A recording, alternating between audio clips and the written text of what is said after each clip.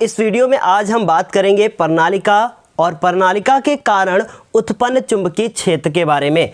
चुंबकीय क्षेत्र क्या होता है ये सब हम आपको पिछले वीडियो में बता चुके हैं।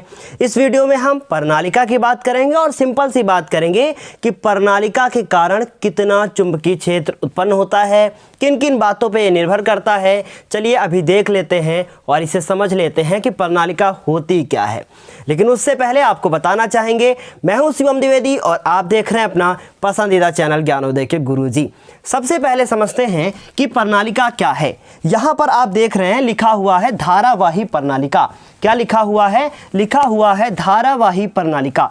धारावाही मतलब जिसमें धारा बह सके तो वो धारावाही हो जाएगा, ठीक, वो धारावाही हो जाएगा। फिर उसके बाद प्रणालिका। अब ये प्रणालिका क्या है, तो इस प्रणालिका को कैसे बनाते हैं ये समझने की कोशिश करते हैं। एक जो है नर्म लोहे की क्रोड ले लेते हैं, सॉफ्ट जो आयरन होता है उसकी हम लोग एक क्रोड ले लेते हैं। फिर उसके ऊपर हम लोग क्या करते थे, तांबे के तार के फेरे लपेट देते थे। तांबे के तार के फेरे ऐसे उसमें लपेट दिए जाते हैं। फिर तांबे के तार जब फेरे लपेट दिए जाते हैं उसका एक सिरा ये हो जाएगा और दूसरा सिरा ये हो जाएगा, जैसे कि ये डायग्राम में आप देख रहे हैं। उस प्रकार क्या बनता है, उस प्रकार बनती है प्रणालिका। अब इसे पढ़कर देख लेते हैं। देखिए ध्यान से, लिखा है किसी कुचालक, ये पाइप रख दूं, हाँ रख देना चाहिए ना, बहुत बड़ी है ना, इधर रख देते हैं साइड में। देखिए क्या लिखा है, किसी कुचालक बेलनाकार पाइप पर।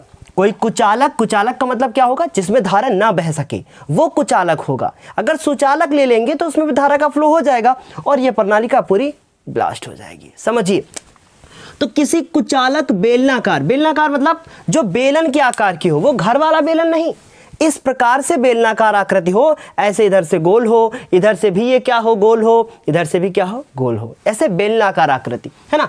तो किसी कुचालक बेलनाकार पाइप पर, पाइप ले लिया, तांबे के विद्युत रोधी। अब तांबा तो समझते ही हो आप, लेकिन विद्युत रोधी नहीं समझते हैं।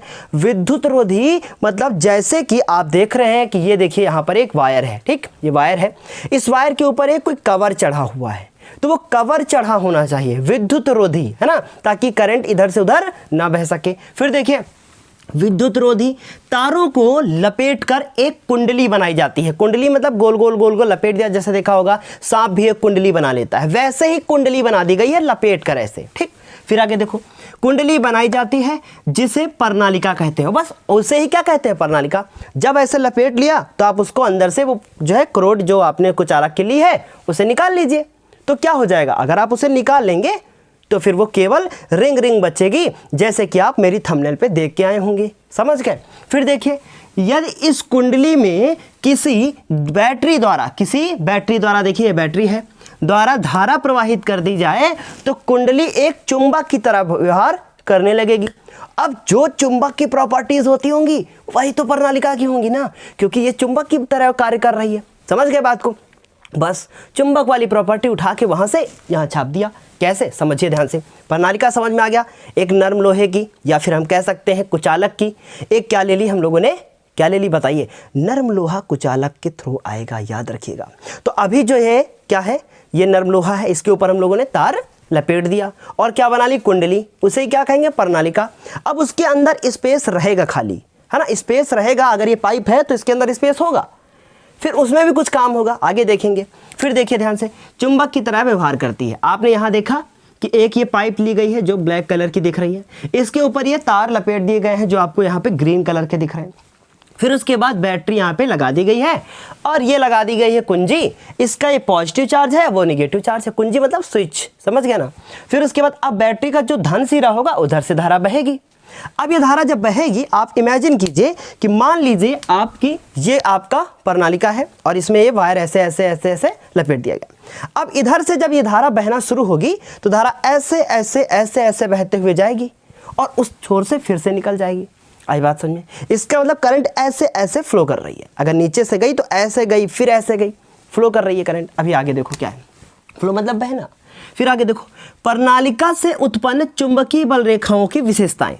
ये जो प्रणालिका में जैसे ही आपने क्या किया, इसको बैटरी से जोड़ा, कुंजी को दबाया, अब कुंजी को जैसे ही आपने दबाया इसमें धारा बहने लगी, और जैसे ही धारा इसमें बहने लगी ये क्या होगा, एक चुंबक की तरह व्यवहार करेगा। और अगर ये चुंबक की तरह व्यवहार करेगा तो इसमें फिर क्या निकलेंगी, चुंबकीय बल रेखाएं निकलेंगी, कुछ ऐसे। देखिए ध्यान से, अगर ये मेरा चुंबक हो ऐसे, आपको दिख तो रहा ही होगा, तो इसमें ऐसे बल रेखाएं निकलेंगी, ऐसे, आपको पता है ऐसे ऐसे चुंबकीय बल रेखाएं ऐसे ऐसे निकलती हैं, आपको पता है ये सब चीज़, मैंने पिछले वीडियोस में सब पढ़ा रखा है। ऐसे चुंबकीय बल रेखाएं निकलेंगी, ठीक। अब जो विशेषता इनकी होगी वही विशेषता इनकी होगी। देखते हैं कैसे। देखिए लिखा है प्रणालिका से उत्पन्न चुंबकीय बल रेखाओं की विशेषताएं। प्रणालिका के अक्ष पर, अब प्रणालिका का अक्ष क्या है, ये है मेरी प्रणालिका, इसका अक्ष मतलब बिल्कुल बीचों बीच में ये प्रणालिका का अक्ष होगा। अब तुम्हें पता है कि चुंबकीय बल रेखाएं जब सीधे निकलती हैं ऐसे और ऐसे जाके घूम के ऐसे जाती हैं, तो यहाँ तो चुंबकीय बल रेखाएं एकदम सीधी होंगी ना, अंदर से तो सीधी होंगी, इसलिए कह सकते हो कि अक्ष पर जो बल रेखाएं होंगी वो समांतर होंगी। देखिए ध्यान से, यहाँ अब क्या होंगी, समांतर होंगी, अंदर यहाँ पे क्या होंगी, समांतर होंगी। तो यहाँ लिखा है प्रणालिका के अक्ष पर चुंबकीय बल रेखाएं परस्पर क्या होती हैं, समांतर होती हैं और बहुत पास पास होती हैं, ये बहुत पास पास होती हैं। और आपने चुंबकीय बल रेखाओं के गुण में पढ़ रखा है कि जहाँ भी चुंबकीय बल रेखाएं पास पास होंगी वहाँ पे चुंबकीय क्षेत्र ज़्यादा होगा। इसका मतलब ये है कि अक्ष पर चुंबकीय क्षेत्र प्रबल होता है। समझ गए, अक्ष पे चुंबकीय क्षेत्र क्या होगा, प्रबल होगा। आप पहले इसका स्क्रीनशॉट ले लीजिए, वरना मुझसे कुछ साफ हो जाएगा और बाद में आप लिख नहीं पाओगे। ठीक है, इतनी बात क्लियर समझ में आ गई। अब बात ये उठती है कि जो भी चुंबकीय बल रेखाएं पास पास होंगी वहां चुंबकीय क्षेत्र प्रबल होगा, लेकिन जैसे जैसे ये रेखाएं दूर जाती रहती हैं चुंबकीय क्षेत्र की प्रबलता कम होती जाती है। ये भी ऐड कर सकते हो। मान लीजिए कि ये प्रणालिका है, इसमें नीचे वायर ऐसे जोड़ दिया गया है, ठीक है, नीचे बैटरी लगा दी गई। अब आप इमेजिन करो, देखिए प्रैक्टिकली क्लास, अगर इमेजिन करो कि यहाँ पे कोई हम लोहा लेके आते हैं और ये इसमें चिपक जाता है, इसका मतलब इसका चुंबकीय क्षेत्र यहाँ तक है, लेकिन अगर ये नहीं चिपकता है तो इसके चुंबकीय क्षेत्र ने अभी ये वाला जो हमारा लोहा है ये इसके प्रभाव में नहीं आया है। अगर आ जाता तो चिपक जाता। इसका मतलब चुंबकीय बल रेखाएं यहीं से होकर गुजर जाती हैं, ऊपर नहीं जा पा रही हैं। अगर जाती तो फिर वो चिपक जाता। समझ रहे बात को? अभी देखो आगे क्या कह रहे हैं। देखिए प्रणालिका को सामने से देखने पर, अभी देखो प्रणालिका को ऐसे है प्रणालिका, अब इस प्रणालिका को जब हम ऐसे सामने से देखेंगे तो हमें कुछ ऐसे गोल गोल दिखेगा, ऐसे गोल गोल, ये तो देखो सामने से देखने पर धारा की दिशा दक्षिणावर्त हो। अब धारा की दिशा दक्षिणावर्त मतलब अब आपने इसमें एक वायर लपेट दिया, जैसे अभी मैंने वायर लपेटा था, ठीक। अब जब आपने इसमें वायर लपेट दिया है, ऐसे आपका वायर हो गया है ऐसे, ठीक। अब आपने देखा कि ऐसे जा रही है करंट, और ये करंट ऐसे ऐसे ऐसे ऐसे बहेगी। क्यों? क्योंकि ये वायर ऐसे ऐसे लपेटा गया है, धारा ऐसे जाएगी, ऐसे ऐसे ऐसे ऐसे बहेगी। समझ गए ना बात को? तो अगर मैंने देखा सामने से प्रणालिका को और देखा धारा ऐसे बह रही है, इसका मतलब इधर से दी जा रही है। अगर ऐसे बह रही है धारा तो हम लोग कह सकते हैं वो दक्षिण ध्रुव होगा। समझ गए? देखिए प्रणालिका को सामने से देखने पर यदि धारा की दिशा दक्षिणावर्त, दक्षिणावर्त का मतलब होता है एंटी क्लॉकवाइज, घड़ी की उल्टी दिशा में। तो दक्षिणावर्त का मतलब अगर ना समझ में आया हो तो आपको लिखना है उल्टी दिशा में। अब कुछ बच्चे क्या करते हैं, सर जी हमें नोट्स चाहिए। नोट्स से ज़्यादा ज़रूरी है डिस्कशन, ये बहुत ज़्यादा ज़रूरी है और आपके अंदर क्षमता है कि आप सब कुछ कर सकते हो। आज ही मेरा भी सीटेट का रिजल्ट आया है। सच बताऊं, सिर्फ और सिर्फ 25 से 30 दिन की छुट्टी, और उसमें 25 के 30 दिन लोग कोचिंग करते हैं, बहुत कुछ करते हैं, अलग अलग पढ़ते हैं, ना जाने कहाँ कहाँ पढ़ते हैं। सिर्फ self study only on YouTube. बस यूट्यूब पे पढ़कर समझ लीजिए मैंने सीटेट क्रैक किया, दोनों पेपर को क्वालिफाई किए हैं। आज ही अभी रिजल्ट आया और ये वीडियो आपको शाम को ज़रूर मिलेगा, पर ये वीडियो अभी हम दोपहर में शूट कर रहे हैं। अभी रिजल्ट आया, तुरंत अभी हम देख कर आए हैं, और तुरंत जब रिजल्ट देखा है तो मतलब फिर अजीब सी खुशी, सबसे बड़ी खुशी कि सेल्फ पढ़ा, कहीं कोचिंग नहीं, कहीं कुछ नहीं, ओनली ऑन यूट्यूब पे पढ़ा। कोई बिना किसी बैच के फ्री क्लासेस ज्वाइन किया, कोई बढ़िया सा चैनल जो आपको अच्छा लगता हो केवल उसी को ज्वाइन कीजिए। एक चैनल से पढ़िए, इधर मत भागिए, आज मैं वहाँ से पढ़ रहा हूँ, आज मैं उस चैनल से पढ़ रहा हूँ, आज मैं ज्ञानोदय के गुरुजी से पढ़ रहा हूँ। अरे बार बार हर जगह भागने से कुछ नहीं होता मेरे लाल, एक जगह टिक जाइए और पढ़ना शुरू कर दीजिए और देख लीजिए अरे इस बार नहीं क्या निकलेगा, क्यों नहीं। आप चाहोगे तो सब कुछ कर सकते हो, लेकिन आप चाहो तो आप चाहते ही नहीं हो, क्योंकि आप ये नहीं सोचते हो कि जिस समय मैं सो रहा हूँ अगला पढ़ रहा होगा, अगला पढ़ रहा होगा, आप ये नहीं सोचते हो। तो पढ़ो, सोना भी ज़रूरी है, 4 घंटे 5 घंटे 6 घंटे 7 घंटे स्टूडेंट लाइफ है, अरे 6 घंटे 7 घंटे, पर इस समय जितना कम हो सके टाइम वेस्ट अपना मत कीजिए। टाइम वेस्ट करोगे आप बहुत बड़ी प्रॉब्लम में हो जाओगे। पढ़ना शुरू कर दो। आप लोग सोच रहे होंगे सर जी फालतू का लेक्चर दे रहे हैं, पर लेक्चर ज़रूरी है, एक क्लास के बीच में ये लेक्चर ज़रूरी है, ठीक इसलिए क्योंकि आप जो चाहोगे वो कर सकते हो और करना आप शुरू कर दो, है ना। अभी देखो क्या लिखा है, प्रणालिका को सामने से देखने पर यदि धारा की दिशा दक्षिणावर्त मतलब उल्टी दिशा में अगर धारा बह रही हो तो वो दक्षिणी ध्रुव होगा। जैसे मैंने अभी बताया कि ये ऐसे धारा अगर बह रही है तो घड़ी की उल्टी दिशा में है, पर यही धारा अगर ऐसे बह रही हो तो उसे वामावर्त कहते हैं, मतलब क्लॉकवाइज कहते हैं, तो वो फिर उत्तरी ध्रुव होगा। बस इतना याद रखना है, वो उत्तरी ध्रुव होगा।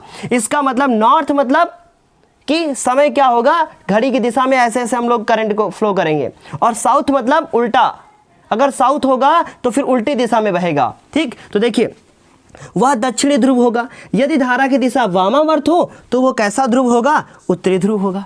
इतनी बात क्लियर समझ में आई। अब बात ये उठती है कि ये जो प्रणालिका है, अच्छा एक चीज़ और नॉलेज के लिए बता दूं, इसी में भी और है, अगर हम लोग जिधर से ये धारा एंट्री करेगी, या ऐसे कह सकते हैं कि जिधर से चुंबकीय बल रेखाएं निकलती हैं वो उसका कौन सा ध्रुव होता है, वो उसका उत्तरी ध्रुव होता है। इसका मतलब ये हुआ कि जब आपने प्रणालिका में देखा प्रणालिका को और करंट आपने देखा कि ऐसे क्लॉकवाइज बह रही थी, ऐसे क्लॉकवाइज, अगर ये क्लॉकवाइज बह रही थी तो ये वामावर्त दिशा में बह रही है, अगर ये वामावर्त दिशा में बह रही है तो ये उत्तरी ध्रुव होगा। इसका मतलब बल रेखाएं इधर ही से निकलेंगी, समझ रहे हैं, बल रेखाएं इधर ही से निकलेंगी क्योंकि ये करंट है ऐसे बह रही है, समझ गए। अगर आपने वायर को इसमें ऐसे लपेटा है और ये वायर में ऐसे ऐसे करंट फ्लो हो रही है, समझ लीजिए बात को, ऐसे ऐसे करंट फ्लो हो रही है, वायर इधर से लपेटा गया है, करंट ऊपर की ओर जा रही है, तो ये फिर ऐसे बह रहा है। और अगर करंट ऐसे बह रही है, क्लॉकवाइज बह रही है, तो फिर ये उत्तरी ध्रुव होगा। अगर उत्तरी ध्रुव होगा तो इधर ही से बल रेखाएं निकलेंगी मेरे लाल, इधर ही से ऐसे ऐसे जाएंगी। ये चुंबकीय बल रेखाएं पढ़ लीजिए, पहला वीडियो है मेरा, ठीक है। अभी आपको इतना तो क्लियर समझ में आ गया होगा। अब बात ये उठती है कि प्रणालिका द्वारा उत्पन्न चुंबकीय क्षेत्र, यहाँ पर चुंबकीय क्षेत्र है, मेरे ब्लेजर से थोड़ा सा साफ हो गया, ये चुंबकीय क्षेत्र लिखा हुआ है, ठीक। मैं तो बहुत सीरियस हूँ फिलहाल आप लोगों की पढ़ाई को लेकर, है ना।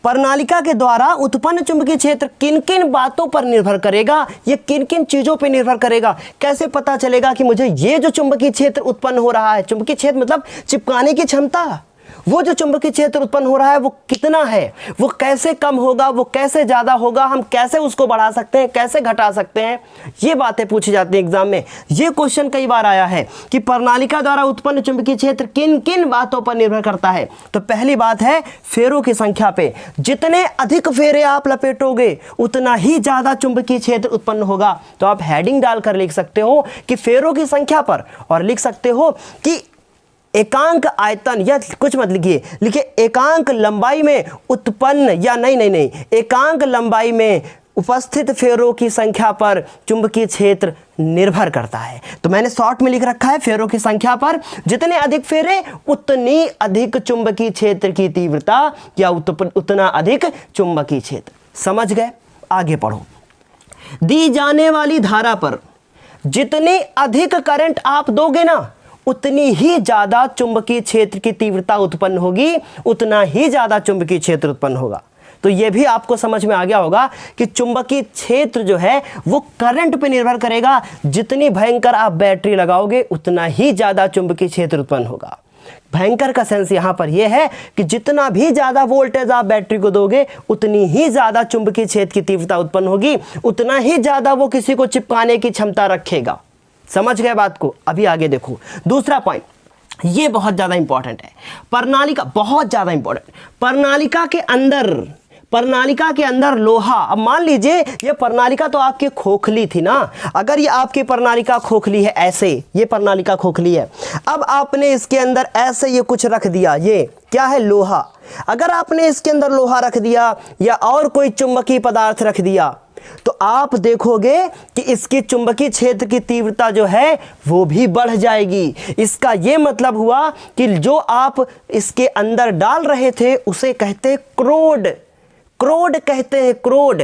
आई बात समझ में? तो जो आपने देखा नरम लोहा जो हम बार बार बोल रहे थे उसे क्रोड कहते हैं। क्रोड क्या होती है, बच्चों को बहुत कंफ्यूजन होती है। क्रोड, क्रोड ये देखिए मैंने अंडरलाइन कर रखा है। क्रोड मतलब जो आप अंदर रख रहे हैं, कहाँ रख रहे हैं, प्रणालिका के अंदर। तो इसका मतलब जो आपकी क्रोड होगी, जो आप उसके अंदर रखोगे, उसके कारण चुंबकीय क्षेत्र बढ़ जाएगा। अगर चुंबकीय क्षेत्र बढ़ जाएगा तो क्या हुआ, बढ़ाना ही तो चाह रहे थे हम, क्योंकि हमसे पूछा था किन किन बातों पर निर्भर करता है, और सारी बातें बढ़ने वाली हैं। देखिए प्रणालिका के अंदर लोहा आदि रखने पर चुंबकीय क्षेत्र बढ़ जाता है। इस लोहा या जो भी चुंबकीय पदार्थ होगा उसे क्रोड कहते हैं, प्रणालिका की क्रोड कहते हैं। पूछा जाए प्रणालिका की क्रोड क्या है तो बता दोगे आप कि जो पदार्थ अंदर रखा जाएगा वो चुंबकीय पदार्थ होना चाहिए। चुंबकीय पदार्थ का सेंस है कि वो चुंबक के प्रति अट्रैक्ट हो सके, ऐसा नहीं कि उसके अंदर आप प्लास्टिक रख दोगे तो वो चुंबकीय पदार्थ नहीं होगा। ठीक, अभी देखो, अर्थात प्रणालिका की क्रोड पर निर्भर करता है, प्रणालिका की क्रोड पर निर्भर करता है। प्रणालिका की क्रोड मतलब जो आप उसमें अंदर रख रहे थे। उम्मीद है पूरा टॉपिक बिल्कुल झकाझक समझ में आ गया होगा, समझ गए। ये भाषण नहीं आज हम लेके आए। अभी कुछ और बताऊं? नहीं, अब इस वीडियो को करेंगे समाप्त। अब इस वीडियो में हम समाप्त करेंगे इसको। 2-3 टॉपिक बचते हैं, विद्युत मोटर, विद्युत जनित्र। अब बस उसी का इंतज़ार है। 100% सैटरडे या कल ही है सैटरडे, संडे या मंडे तक ये चैप्टर पूरा कंप्लीट कर देंगे। उसके बाद फिर कुछ धमाका होने वाला है, कुछ धमाका होने वाला है मैथ्स को लेकर, मैथ सब्जेक्ट को लेकर कुछ ना कुछ होने वाला है आपके इस चैनल पर। तो जुड़े रहें हमारे साथ, और ऐसे क्वेश्चन जो आपके एग्ज़ाम के लिए स्पेशली फॉर यूपी बोर्ड के लिए, क्योंकि और बोर्डों को तो एग्ज़ाम हो रहे हैं, यूपी बोर्ड के लिए अभी समय है, अभी समय है। इतना नहीं कि समय बहुत ज़्यादा नहीं है, लेकिन हाँ फिर भी समय है। लगभग कुछ न कुछ ऐसा है आपके लिए मैथ्स में जिसकी वजह से आपको बहुत फ़ायदा होने वाला है। तो अभी इस क्लास को समाप्त करेंगे, अगली क्लास में मिलेंगे एक नए वीडियो के साथ। इंतज़ार कीजिए विद्युत मोटर और विद्युत जनित्र का। अगली क्लास में फिर मिलते हैं नेक्स्ट डे। कल है सैटरडे, आज है फ्राइडे। फिर मिलते हैं अगली क्लास में। धन्यवाद।